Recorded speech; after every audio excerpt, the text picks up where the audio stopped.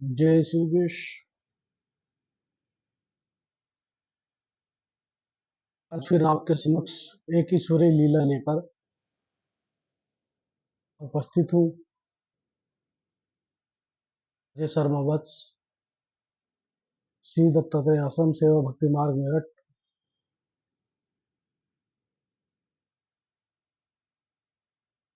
धैर्य रखना,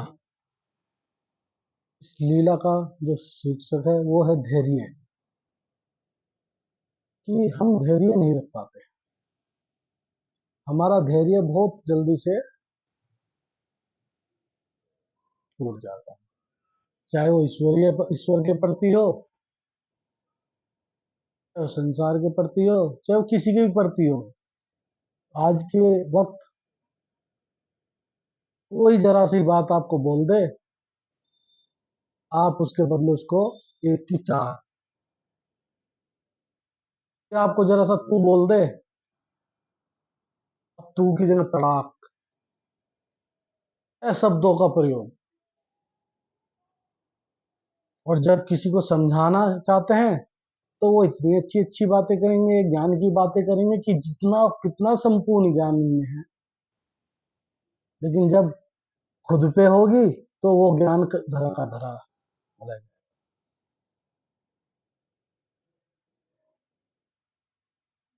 और आज के युग में धैर्य रखना बहुत जरूरी है, क्योंकि एक चुप सौ को हराता है।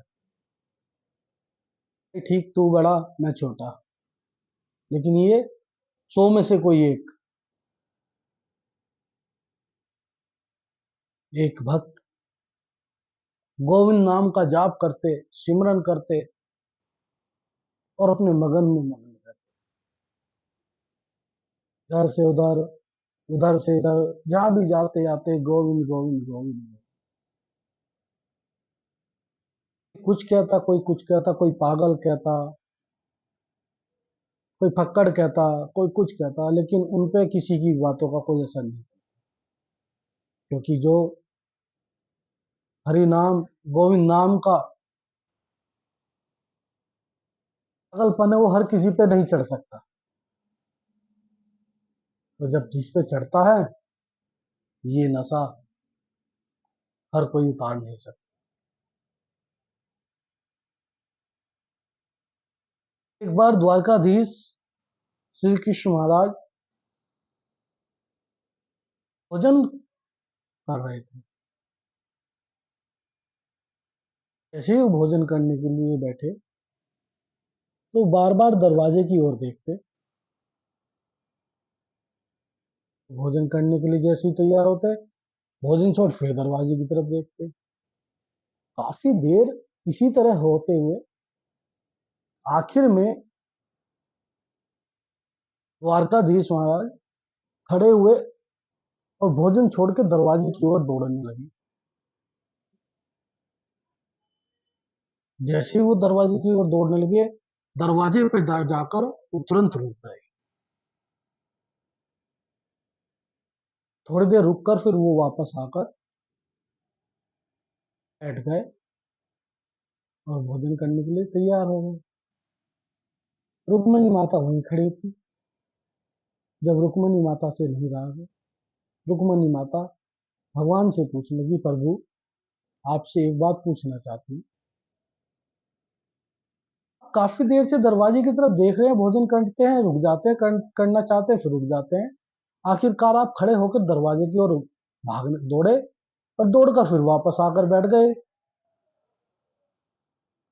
इस लीला को मैं समझ नहीं पाई।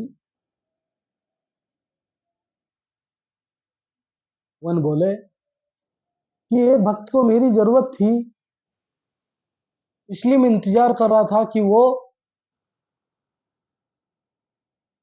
ये कब पुकारे।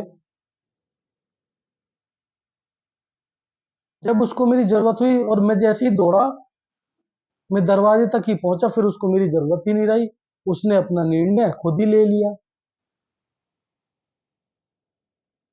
मैंने माता बोली, पर मैं समझ नहीं पाई, आप मुझे जरा समझाएं। तो मेरा भक्त जिसको सारी दुनिया पागल बोलती है, वो हरि कीर्तन गोविंद कीर्तन करता दौड़ दौड़ इधर उससे उधर दौड़ रहा था, इधर से उधर फिर रहा था। आज जब वो इधर से निकल रहा था तो उसके पीछे सैकड़ों लोग उसको पागल पागल पागल करके बुला रहे थे।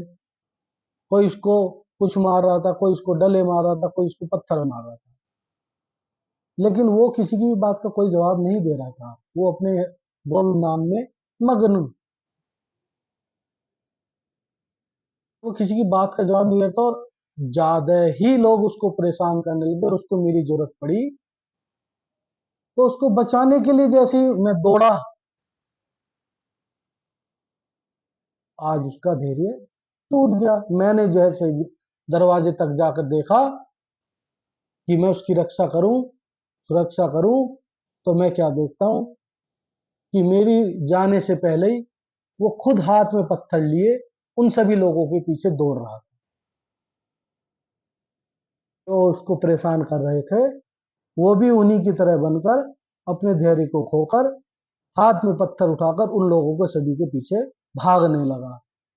तो मैंने देखा जब इसने अपने हाथ में खुद पत्थर उठा लिया और इन लोगों के पीछे ही दौड़ने लगा तो अब इसको मेरी सहायता की जरूरत नहीं है, इसलिए मैं वापस आकर बैठ गया। क्योंकि जब कोई भक्त धैर्य रखकर मेरे ऊपर विश्वास करके किसी की बात का किसी को कोई जवाब नहीं देता तो उसकी बात का जवाब देने के लिए, उसकी रक्षा के लिए मुझे स्वयं जाना पड़ता है। लेकिन जब कोई भक्त ये स्वयं निर्णय ले लेता कि मुझे इसकी बात का स्वयं जवाब देना है, उस जगह पर मैं नहीं जाता क्योंकि वो स्वयं जवाब देने के लिए तत्पर है। इसलिए मैं वापस आकर बैठ गया। मैं आपसे बस यही कहना चाहता हूँ